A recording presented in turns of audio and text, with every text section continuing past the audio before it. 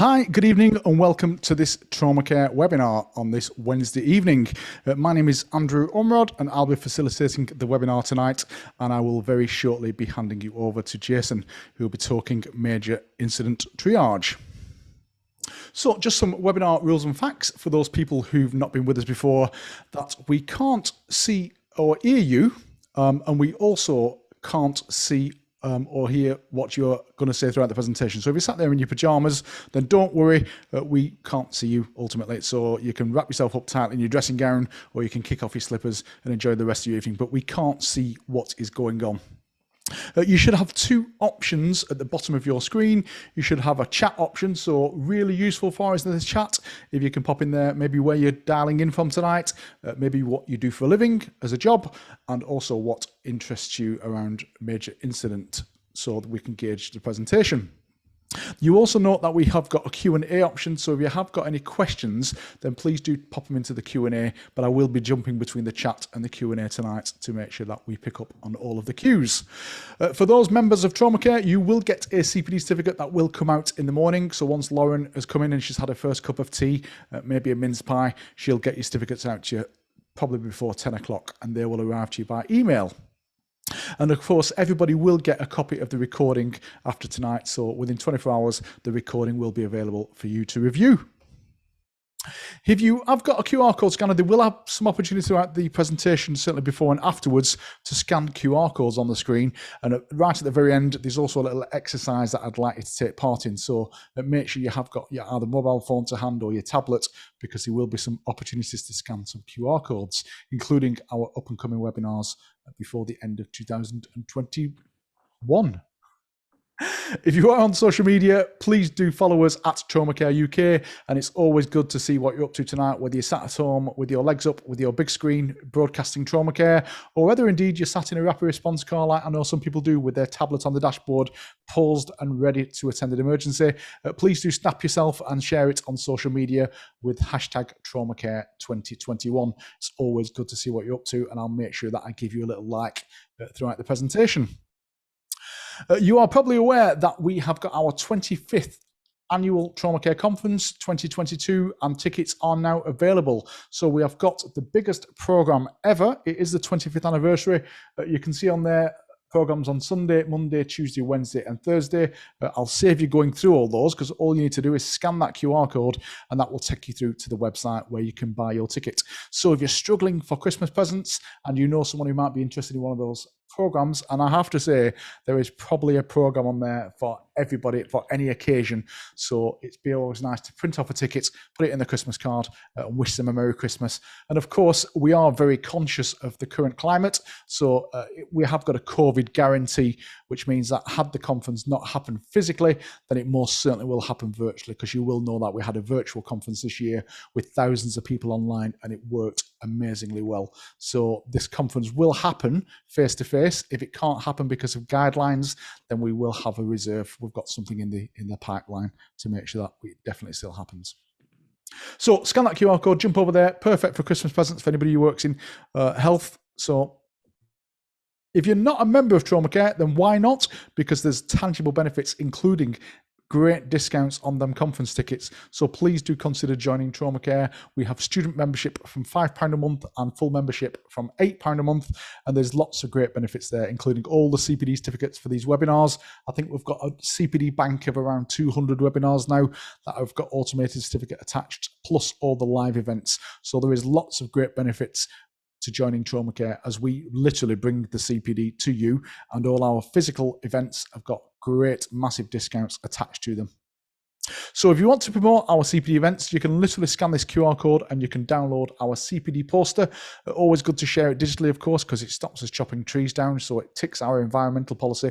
But I have seen one stuck on the back of toilet doors in ambulance stations and hospitals, so you can please share that however you like. And then all people need to do is scan their QR code on the poster, and they can register for these webinars free of cost. I'm quite dry now, so I'm going to have a glass of my mulled wine and a mince pie, and I'm going to hand over to Jamie Vassallo. Jamie, are you there? I am. Can you hear me? Perfectly. I'm going to hand over the screen to you now. Thanks, Jamie. No worries.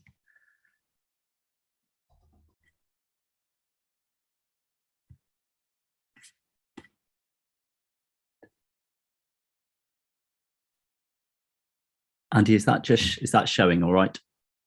I'm going to hand over to Jamie. Yes, perfect. Jamie, are you there? Brilliant. Okay. Good evening. My name's Jamie Vassallo. I'm a military emergency medicine doctor and pre-hospital doctor in the Southwest with Great Western Air Ambulance. And my talk today is about major incident triage. So what essentially I want to do today is give you a little bit of a journey about major incident triage. So I want to give you some thoughts as to where we might be going with it. But in order to do that, we need to really talk about where we've come from and where we are currently. And so what I'd like to do is give you some of the current evidence and share some of the work that I've been involved in, and then give you some kind of thoughts and concepts for the future, but also some problems and pitfalls that we might need to be aware of. So if we look at the first part, which is essentially where we've come from. And so to me, I draw a line in the sand at 2015. And so before 2015, we're kind of using the Triage Civ, which comes from the ALSG courses, MIMS and HMIMS, where we're looking at using the heart rate and respiratory rate to determine casualties that are priority 1. But you'll rightly realise that actually from a MIMS perspective, we, even in the current edition that we've got at the moment, the Triage Civ is still in there, but that is changing in the next edition, which is due out next year. Elsewhere in America, they've got START, and in Australia, CareFlight. And the difference is really between these two and the MIMS Triage Civ is that assessment of conscious level. So we've got a triage method, but the question is, what is a priority 1 patient? Now, if we go back to MIMS, it tells us there that a priority 1 or T1 patient is one that needs immediate life-saving interventions. But the question is, what is immediate? Do we take it from those that are P2, T2, that it's before 2 hours? But then also what actually constitutes those life-saving procedures that they talk about. So back in the 1990s, an American by the name of Baxt came up with 5 categories of interventions that he considered to be life-saving. And these were actually for the purposes of working out who should go to a major trauma centre. Fast forward 10 years, and an Australian by the name of Garner modified those for the major incident context. And what he did there was actually just decrease the time required for non-orthopedic operative intervention to be considered life-saving. So where am I going with that? Well, Garner then became the first person to do actually a study looking at the comparative analysis of triage tools. And what we're after is actually a high sensitivity for life-saving interventions. And what we see in Garner's study using Australian data was that the Triage Civ that we're using has 45% sensitivity. But if we look at what the American and Australian methods are, they've got an excess of 80% sensitivity. So you can say that actually in the UK, the method that we were using, the Triage Civ, we were essentially just flipping the coin, certainly within that Australian trauma registry study. But then Kirsty Challen from the Midlands repeated Garner's study. But what she did was actually use data from the London 7/7 bombings. And what she'd found was that all tools performed the same and all tools performed equally poorly. So we've got 2 studies, therefore, one using trauma registry data and one using major incident data that show at best the Triage Civ has 50% sensitivity for identifying those people needing life-saving interventions. But then practice changed, and the NARU Civ, or NASMED Civ, came into being at the end of 2014. And whilst I'd like to say that this improved things, unfortunately it didn't.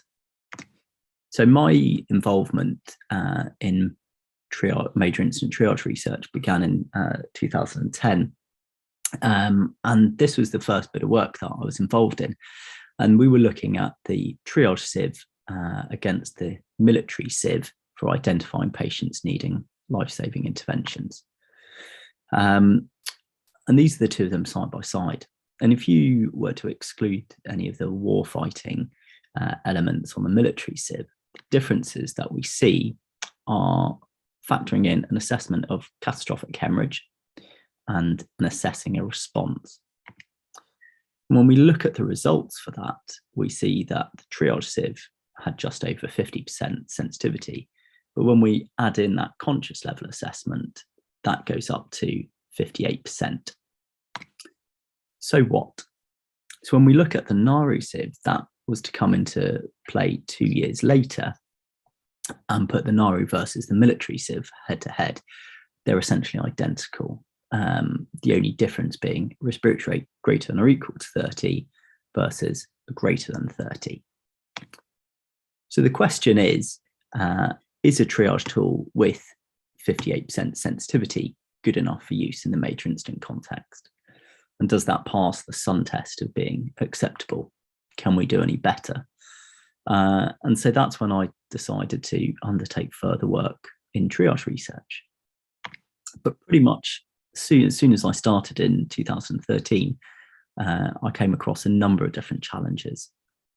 And the first challenge was that major incidents are unpredictable. We don't know where they're going to happen. We don't know when they're going to happen. And the problem with that is that it makes for prospective research really difficult and largely unethical. The second challenge is, who is it that we're actually trying to identify out of this?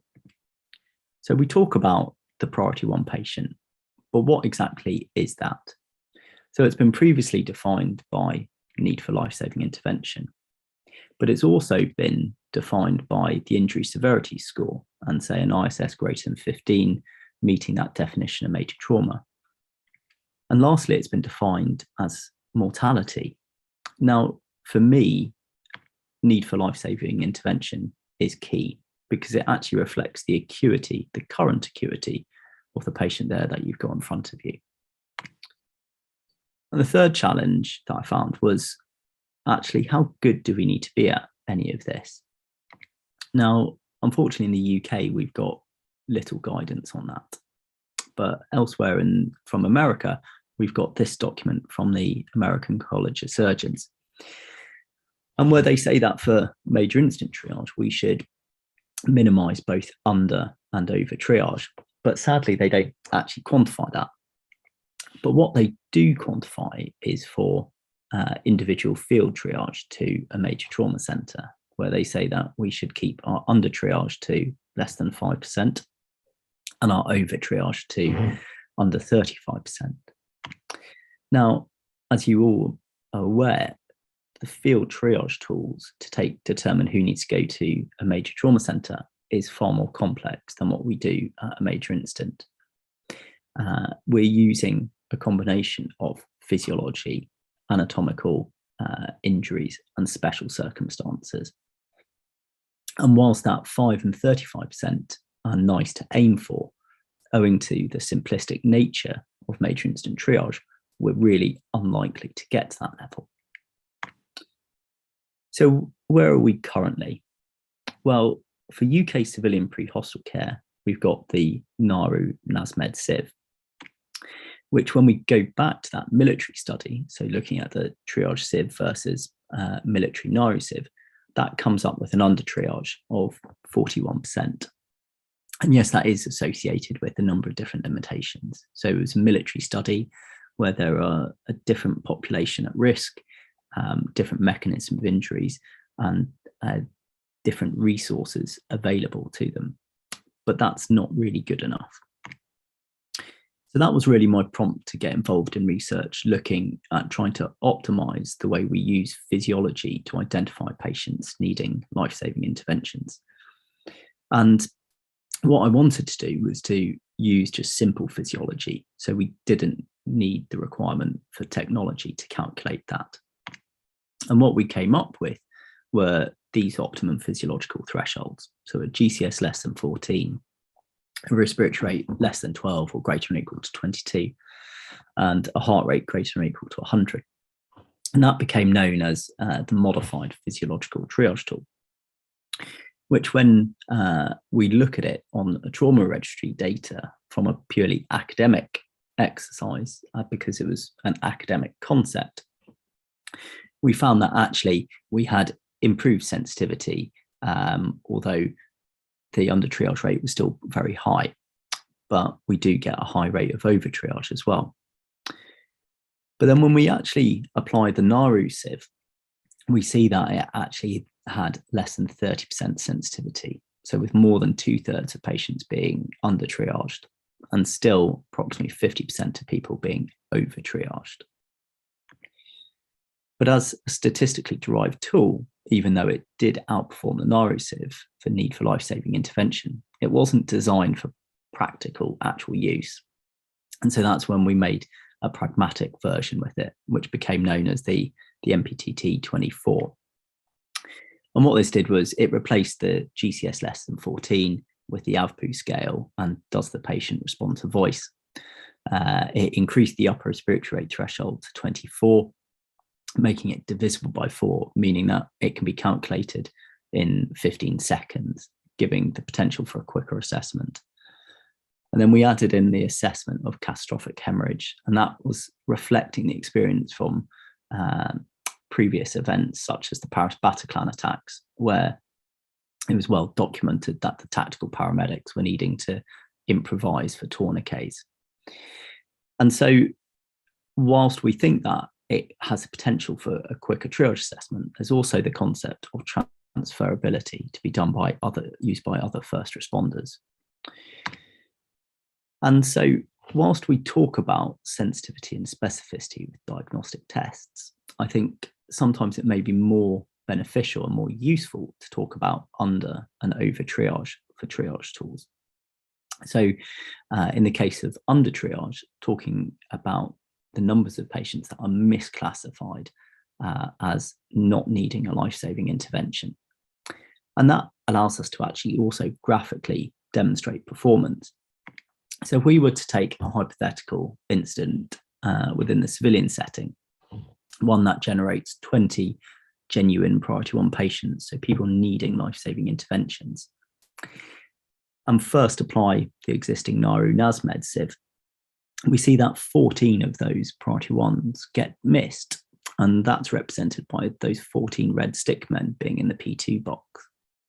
But equally, you get 14 P2s being over triaged as P1. Furthermore, when we look at the MPTT-24, we actually reduce that number that are getting under triaged down to 9 P1s, and that's shown by 9 red stick men in the P2 box. But we get 19 of those priority 2s over triaged. Now, in the perfect world, we would actually have minimal under and over triage, so what the Americans suggested, but that's not possible. And so it's a question of having a balance between the two. And so the next couple of slides, what I'd like to do is to talk about potential hazards of both under and over triage. So if we start with under triage, this was a civilian trauma registry study.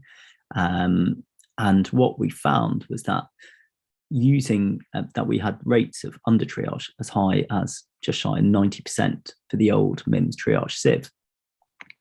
And when we focus on mortality, we see that actually the TARN population, so the TARN is the UK civilian trauma registry population, had an overall mortality of approximately 6%. And that was seen to double in those patients who needed life-saving interventions. But then if we compare the mortality in the cohorts that got under triaged, the MIMS triage sieve had approximately 11% mortality, but with the NARU sieve and the MPTT-24 having considerably lower, and with the mortality in the cohort under triaged by the MPTT-24 being identical to the overall study population. And then if we talk about injury severity score, median ISS for the overall study population on TARN is 9. And that increases to 16 in those patients needing life-saving interventions. And again, if we look at the cohorts that got under triaged, we see that there's a significantly lower median ISS in the under triage cohort of the MPTT24, which implies that those that do get under triage by it are less severely injured. And whilst that to me is pretty convincing, we still need to think about over triage and what, if any, the implications may be of that. And to do that, there are 2 studies that I'd like to look at. And both of these are looking at over triage following terrorist bombing incidents. And the first is actually a very old paper, which comes from an American called Freakberg in the 1980s. And the second study, funnily enough, gives a slightly different message. And that's Alwyn's paper in The Lancet following the 7/7 bombings. And taking the Freakberg paper, he was interested in looking at a number of terrorist bombing events worldwide and looking at critical mortality, which was defined as deaths in potentially salvageable patients. And what he found was that there was a positive correlation between critical mortality and over triage. So critical mortality increased as the percentage over triage increased, implying that harm can come from over triage. But we see a different message following the 7/7 bombings, where Alwyn reports that critical mortality seems unrelated to over triage. And this is the table that demonstrates different sites at the London 7/7 bombings, and where at sites where there was low rates of over triage, there was still critical mortality and vice versa.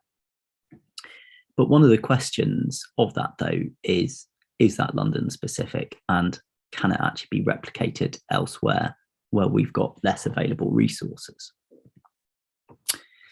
And so my opinion is that the priority for primary or initial triage should be to minimize under triage. And in doing so, we are going to have to tolerate over triage. So it's about casting that net wide in order to avoid missing potentially salvageable patients. And the question is, does having a higher rate of over triage matter for primary triage? And again, my view is that triage is a dynamic process.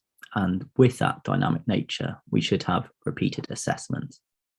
And those repeated assessments will allow for the mitigation and reduction of over triage. And so for me, each additional triage stage should take place in a more permissive environment by a more experienced clinician and add value and refine the process. And yes, that will take more time, but it will help reduce that initial rate of over triage.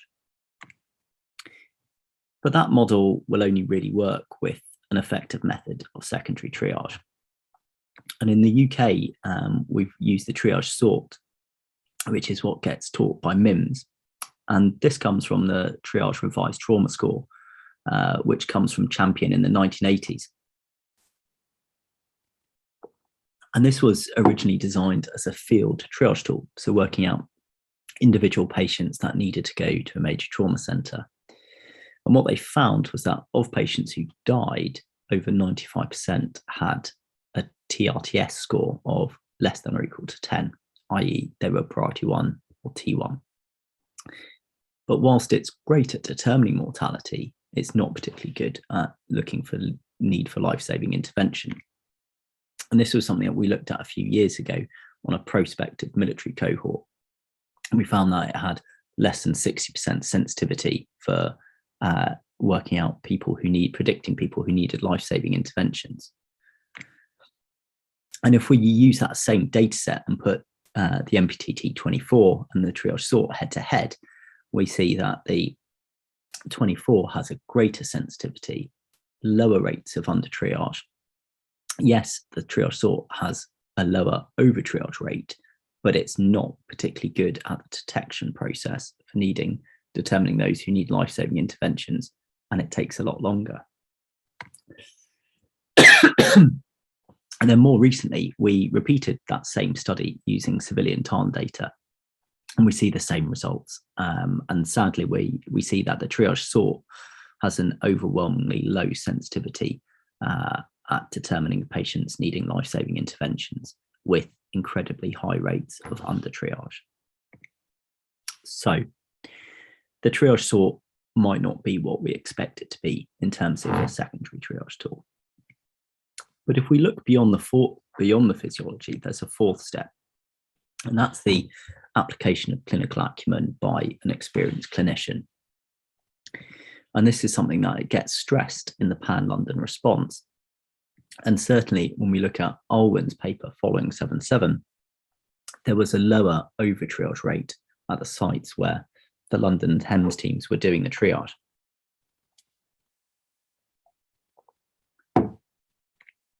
But if we look at the Israeli experience, which involved experienced trauma physicians, they were actually only able to identify serious injury in 47% of the cases. So are we back to the coin? Now, the caveat is that that Israeli study looked at injury severity, not necessarily life-saving intervention. But I think it does give us food for thought.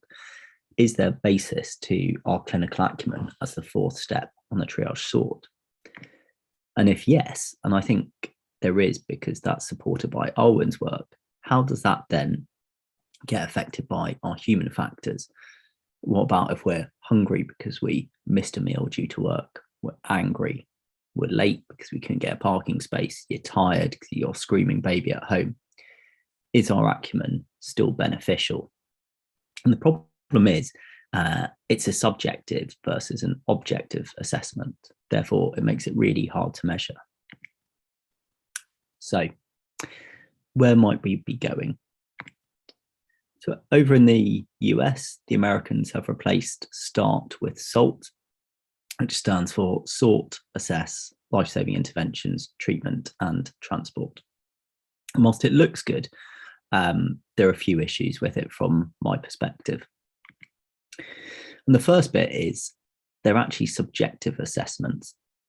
And the problem with that means that they're not quantifiable, which therefore gives us issues with assessing its reliability and reproducibility. Furthermore, the studies looking at it are actually limited to a simulation base where all the output measurements have been determined a priori. So what the authors thought the patients were rather than their actual need for life-saving interventions. So we don't actually know how good it is at prioritizing. And when we look at those studies, we actually see that it's slower compared to the START and also less accurate. So for me, I don't think it's a particularly viable option. Then back in autumn 2018, in response to NHS England, we modified the MPTT24 to explicitly include the airway open assessment as part of breathing. And this is the form which has subsequently been adopted by the Defence Medical Services, ALSG, and is also in the current edition of the clinical guidelines for major incidents.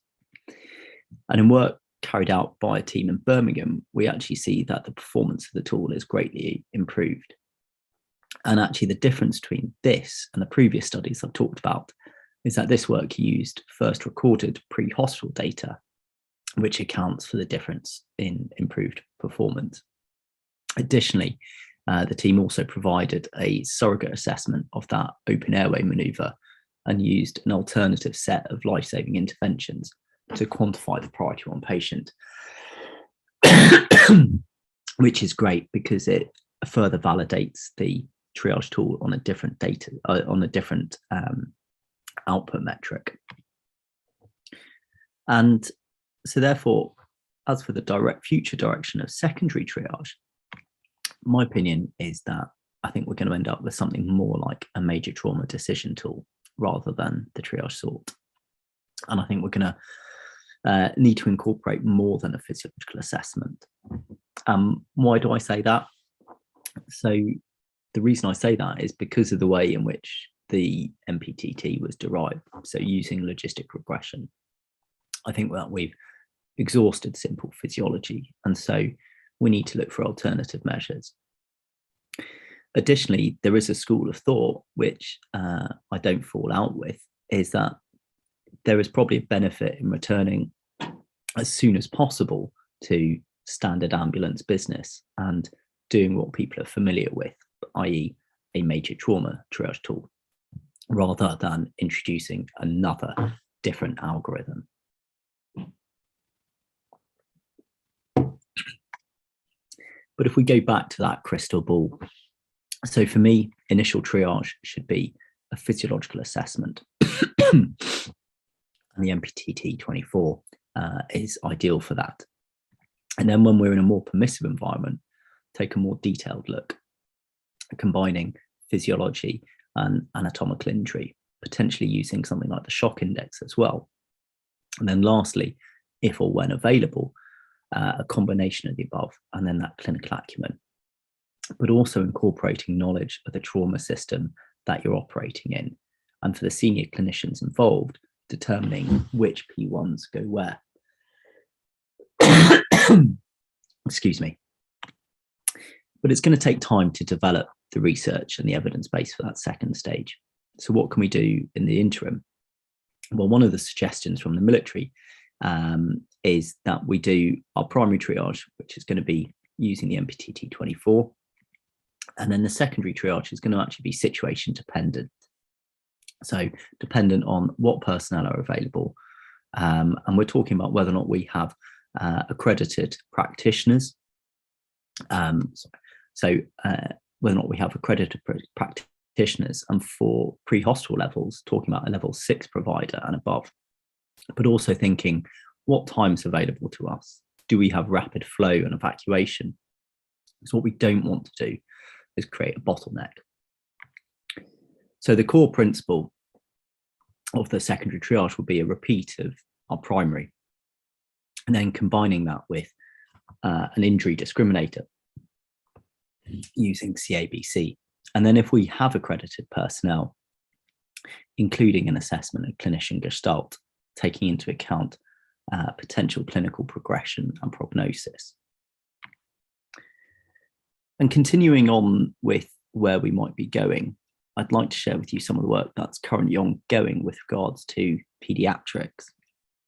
And the pediatric population is difficult and different. So in the latest clinical guidelines for major incidents, the recommendation is Jumpstart for pediatric triage, which is essentially a pediatric variant of the old American START algorithm. But problem is, in the pre-hospital setting, we are still having the pediatric triage tape. So what that means is essentially we've got two different methods of pediatric major incident triage in circulation. The pediatric tape for pre-hospital use and Jumpstart for in-hospital surgery triage. But until recently, we've actually had very limited evidence to support their use. From a UK perspective, there was a single trauma registry study which showed that Jumpstart was very good at predicting mortality and reasonable at predicting major trauma by ISS. But by contrast, the pediatric tape was poor at both. But to me, it's not about mortality or injury severity score. It's about identifying those who need the life-saving interventions. And for that, there's only a single study which showed that the Jumpstart had only a 1% ability of identifying pediatric patients needing life-saving interventions. And that was on consecutive trauma patients presenting to a South African ED. By contrast, the pediatric tape is better, but still pretty poor. But in work that we published in the EMJ in October, we've gone back to Tarn and looked at life-saving interventions in the pre-hospital setting for the pediatric population and the different triage tools.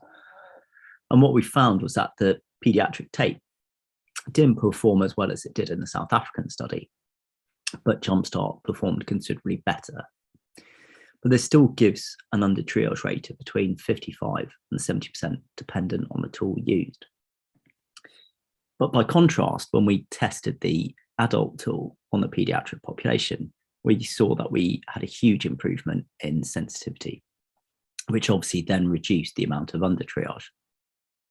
But that does come at the expense of increased over triage, although that is actually comparable to what we've observed with the adult population. But that isn't altogether surprising. When we look at the upper limits of normal for a 12-year-old by APLS, they would trigger priority 1 status on any given day. And actually, paradoxically, the younger priority 2 patients might be the ones that you're more likely to be concerned about. So what should we do for pediatric triage?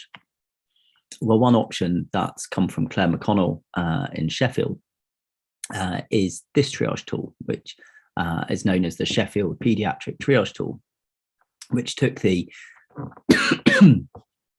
MPTT24 from the existing NHS CGMIs, and then incorporated the rescue breaths from Jumpstart and adopted standard APLS-esque ranges for age. And the feedback from them was hugely positive when it was used on their simulated major incident exercise back in 2019. And when we look at its performance using TARN data, we found that actually it outperformed all the triage tools with a sensitivity of 92% at identifying pediatric patients who need life-saving interventions. And that correlated with an under triage rate of 8%, but a slightly higher rate of over triage. But then we enter into the world of trying to balance pragmatism with accuracy. Whilst the Sheffield tool has incredible sensitivity, it's also more complicated. So we've got 5 different sets of age-specific physiology, which I think will make it impractical for use in the pre-hospital setting. Or do we take the adult tool, the MPTT24, which, although having a 10% reduction in sensitivity, is more simplistic by utilizing only a single set of physiological variables, and use that as a one-size-fits-all approach to triage and tolerate its shortcomings, balanced out by the simplicity with familiarity, training, etc., etc. Whilst I don't necessarily have the answers to those questions, what I can say is that the evidence to support the use of either Jumpstart or the pediatric tape doesn't exist in our UK population. The aim now, though, would be to try and produce a variety of evidence-based options, which we can then look at on a national level to decide what the most sensible option is going forward with pediatric triage. And as ever, the key to this work, though, is ensuring that the end product is usable to those who are actually using it on the front line. And for that to happen, it needs to be simple, pragmatic, and effective. And one of those options might look something like this, which is the end product of letting computer learning look at TARN pediatric data with some practical clinical refinements to produce a triage tool. And what you notice is that actually it's more like a field triage tool rather than a traditional major incident tool, utilizing a combination of physiological mechanism and assessments of anatomical injury. And in terms of performance, it's actually a halfway house between that Sheffield tool and the MPTT24 in terms of sensitivity and under triage. But where it actually does better is with that reduced rate of over triage. So do I think that this is the panacea for pediatric major incident triage?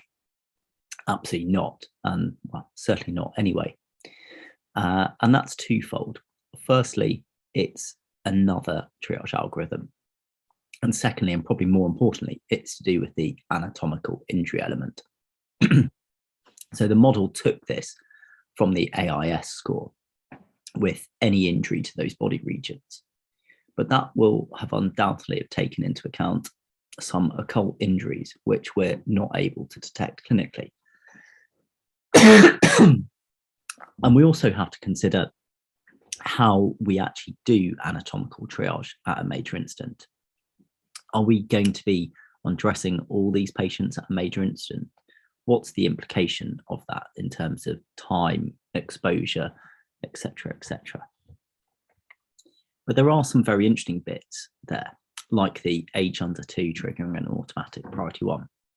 And this comes as a result of this data, where mortality and need for life-saving intervention was highest among this age group. And whilst it is data coming from TARN, and there will be an influence from the cohort of patients as a result of non-accidental injury, for me, I think that this step could have huge merits in a major incident triage tool. Assessing young children can be hard, especially if they're predominantly non-verbal. And this is likely to be felt more by those who may have limited experience of dealing with children in this age group. And finally, the last concept I want to share with you is this model for surge triage, which is known as the walking, talking, breathing or not breathing concept. And whilst the MPTT24 is a primary triage tool that's designed to be used at the scene of a major incident and is quick to use, it's not beyond the edge of reason to imagine a scenario where you're completely overwhelmed, and then what do you do? And as a concept, we've come up with this as a method of surge triage, where we don't put any numbers in the assessment. It's essentially a Mark 1 eyeball of looking at the patient there in front of you. And this would be your initial triage assessment, which will allow you to get through the scene in a much quicker time. And then when more resources allow, you can move back to the MPTT24 as the gold standard preferred triage method.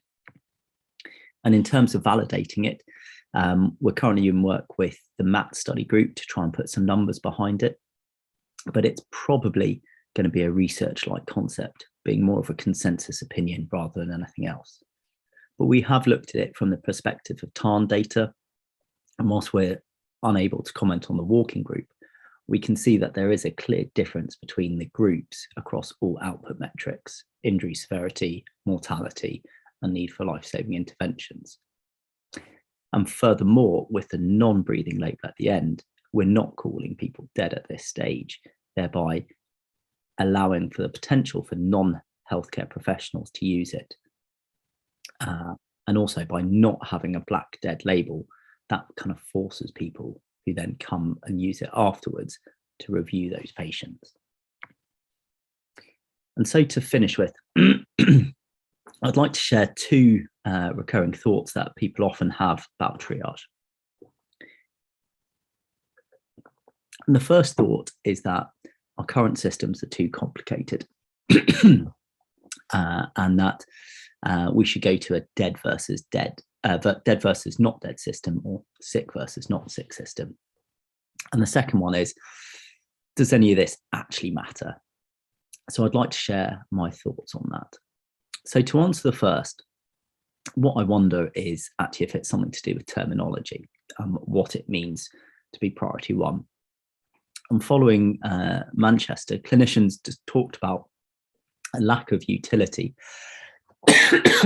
of the P1, P2 distinction. And what I wonder is if that's due to ineffective triage tools, where actually you get a dichotomy between the category allocated and what the clinician believed the patient would be. Do I think the MPTT24 will improve that? And my answer is yes, and I appreciate I do have a level of bias here. But the reason why I say yes is because the nature in which it was derived. So it was derived to identify people who need life-saving interventions. So hopefully with that, we can develop more confidence in our triage tool and thereby remove that dichotomy. And as for the second thought, does any of this actually matter? So I think we need to consider the environment in which this is going to be being performed. It's going to be a high stress environment. And so we also need to think about our human factors and our ability to perform and provide appropriate care in that stressful environment. The key principles of triage are that it needs to be rapid, reliable, and reproducible. And having a triage process allows that reproducibility. But furthermore, it allows for that cognitive offloading in those high stress situations, which can assist in those decision-making process. And when we look at previous studies, there's been increased accuracy when a triage method has been used. And actually that training that is done is able to be retained for quite some time following that, which is of huge benefit. So yes, I do think that triage does matter. So in summary, primary triage needs to be rapid, reliable, and reproducible, irrespective of whoever's doing it. Key to success is identifying the priority 1 patients, and that's those who need life-saving interventions. The existing method within the UK, the NASMED CIV, is really poor at that, and it has high rates of under triage. And that comes with it increased mortality and greater injury severity. The MPTT24 represents an alternative method that is evidence-based and does outperform existing methods. And due to the nature in which it was derived, so using logistic regression, it's likely that we've reached the optimum performance that a simple tool can have. And it's that which has been adopted by military and civilian agencies. And it has the potential for transferability to be used by less experienced clinicians.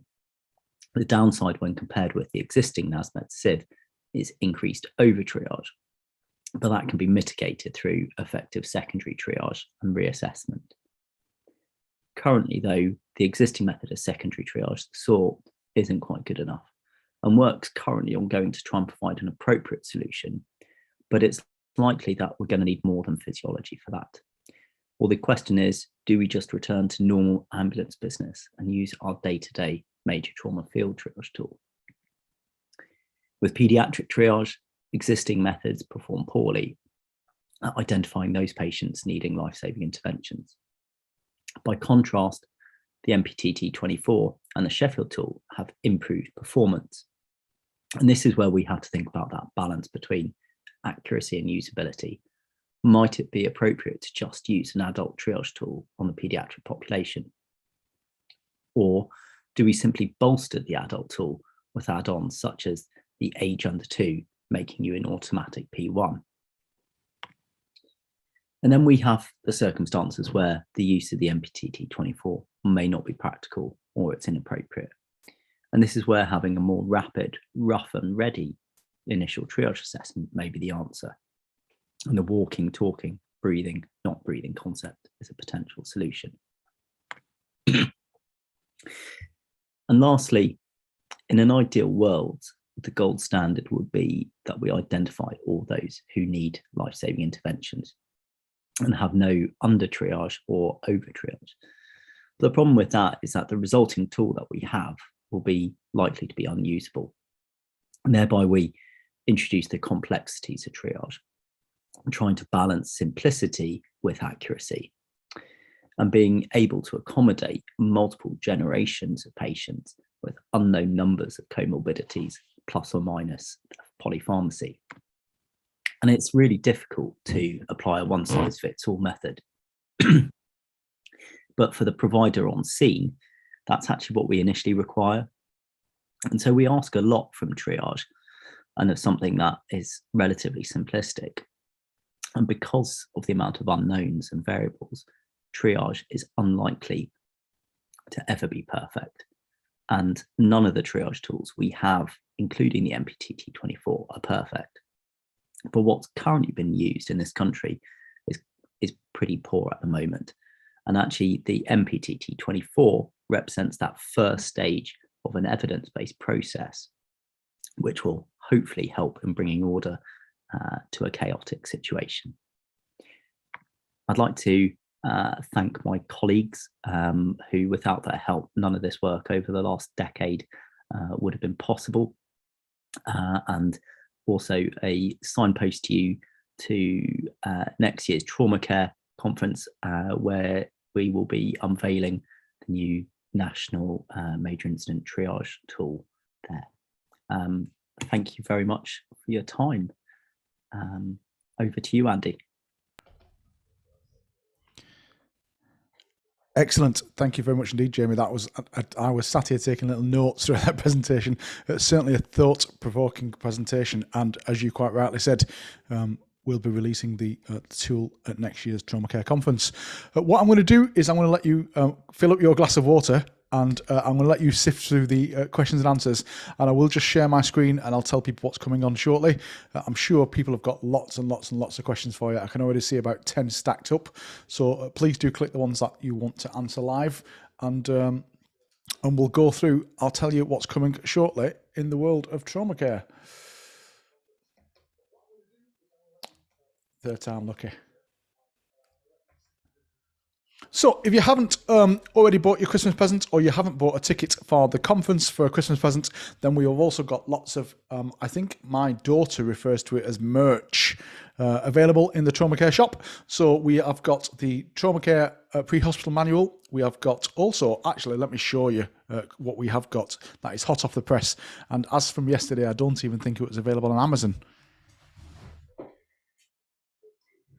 We have got the Trauma Care Manual, which I believe is on the website now for about $34.95, and you can't even get it on Amazon yet because it's hot off the press. And I think if you're really quick, you'll probably be able to bag yourself a signed copy, because I'm pretty sure that these copies in the office are signed by the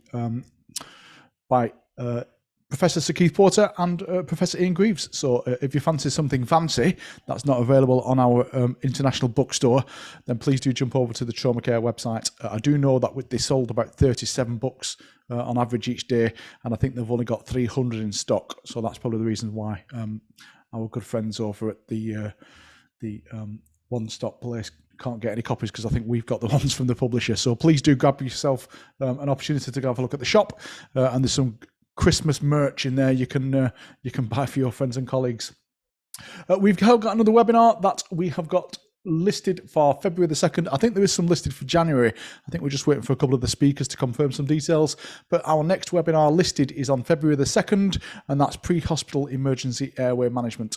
And I can tell you for free, we have already got almost 800 people registered for that webinar. So please don't miss out, and get yourself over there, or scan that QR code, of course, and register for the webinar. And of course, all of our webinars are completely free, and I'll tell you why they're free after the Q&A. So let's go through questions and answers. In fact, before we do, I don't know if you managed to have a look through the chat, Jamie, but you've got a pretty international audience tonight. Have you seen where people are dialing in from?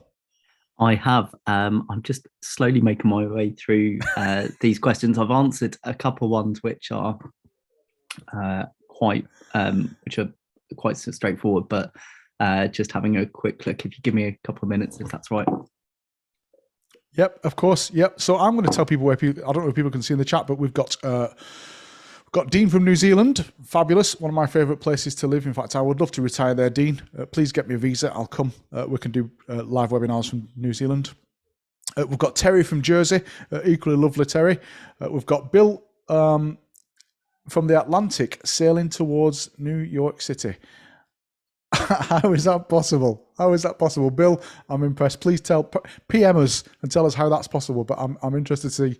And the fact that you dialed into a webinar sailing across the Atlantic is impressive. Equally, we've got Jill from Wexford, who's a trainee paramedic. Welcome on board, Jill. Great to have you.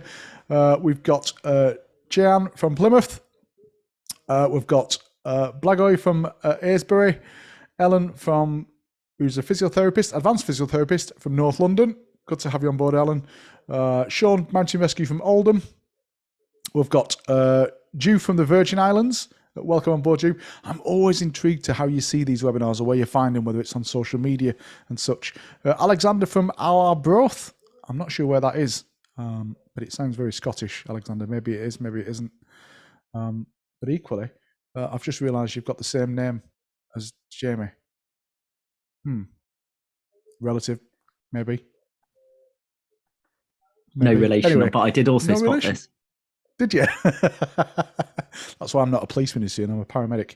And then we've got, where is Olongapo City? Gerald. I'm intrigued. I would maybe. Do you know when I do these webinars and often see these cities and countries come up, and I think I wish I'd have paid more attention in geography at school instead of biology.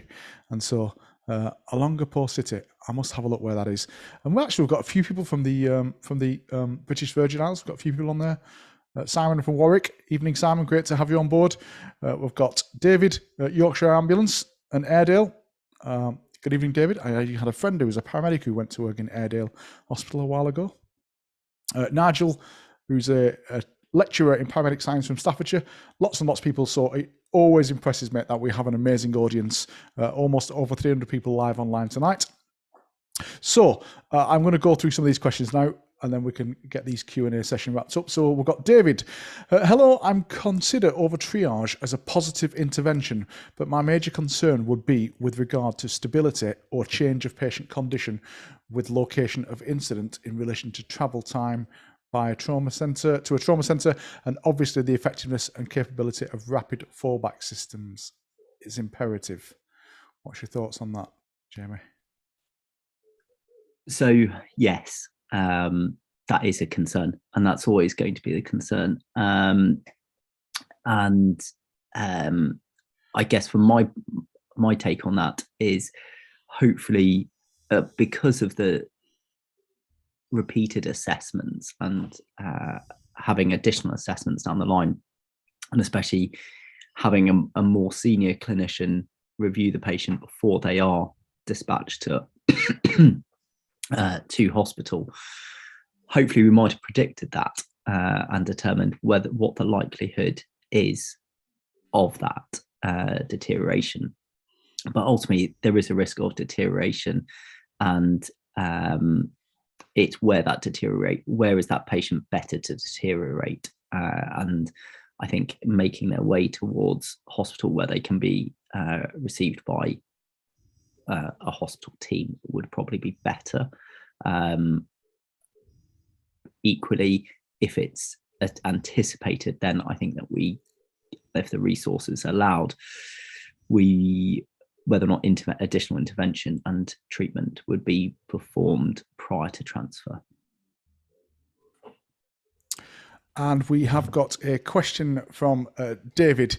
David said, having served with RAMC and NHS, attended numerous major incidents, the SIFT I believe to be a basic tool simply because of resource, lack of resource, skill sets, patient P2 becoming P1, etc.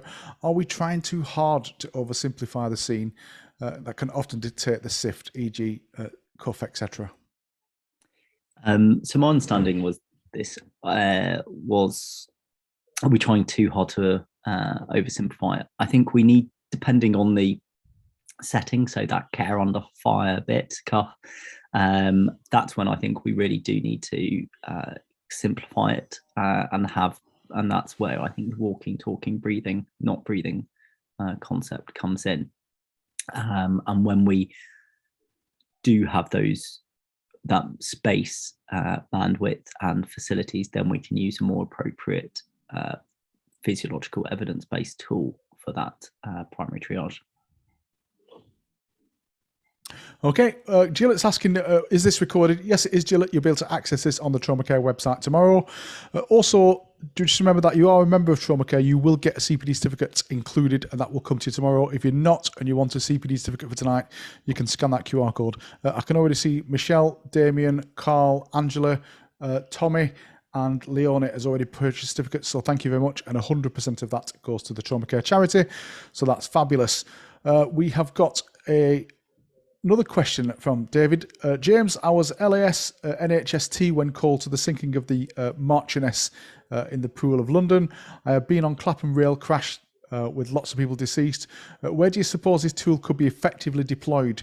During my time with RAMC, it was brilliant at standstill teaching at BATLS, but I'm a realist, boots on the ground. Yeah, this is something which comes up quite a lot. And actually, we have these triage tools, and do we use them? So do people use them? Do they count the right respiratory rates, etc.? And then when they don't use them, is that because there are more resources available and they're not needed. And I think that was the purpose for us, wanting to be realistic and kind of go, actually, bring in that walking, talking, breathing, not breathing concept to be able to go, actually, that is something that realistically could be used. And there's another question on that about talking about the therapeutic vacuum further down the line. Am I allowed to kind of do them in a one, or do you want to read the message out from Simon Rogers? No, you can do it. Look at this now. If you're trying to make me redundant, Jamie, you can have this job working till 9 o'clock at night. No, absolutely. So Simon's got the next question lined up. So Simon's asking about using the surge triage, walking, talking, breathing, not breathing, within the therapeutic vacuum, such as what was experienced in Manchester. And that's exactly what we're thinking about for that. And what are the thoughts of use of triage trained police firearms officers in conjunction with HART operating in the hot zone? This is hugely political at the moment, and but it is something that we are working with across agencies, and trying to get a standardized approach for initial for that essentially care under fire triage. So when you are really overwhelmed and having something, and that's why we wanted to make it as simplistic as possible, and why additionally we have specifically said we're not going to have a dead category on there, because that does introduce a lot of legal issues with non-healthcare providers marking people as dead.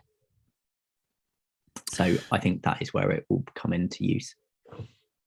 Fabulous. Jamie, that is all the questions for tonight. Thank you so much indeed for such a thought-provoking presentation. And I've just spotted your name on the list of speakers for the conference next year, so I look forward to meeting face-to-face. Thank you very much, Andy. Jamie, thanks very much indeed. We've got a couple of clarifications. David has just said, I will never be redundant. So that's made me feel valued tonight, David. Thank you at least to support that. Nobody can ever have my job. We've also got a clarification that Olangaport is in the Philippines. Happy to come there and do a presentation. It must be warmer than Lancashire. So get me a ticket. I'll come out there and do that too. Lots of people saying thank you in the chat now. So thank you so much indeed for tonight's presentation. Equally, thank you to all of our premium sponsors, because it's the premium sponsors that help bring these live webinars and free webinars to all our followers, members and non-members. And so thank you so much indeed to Safeguard Medical.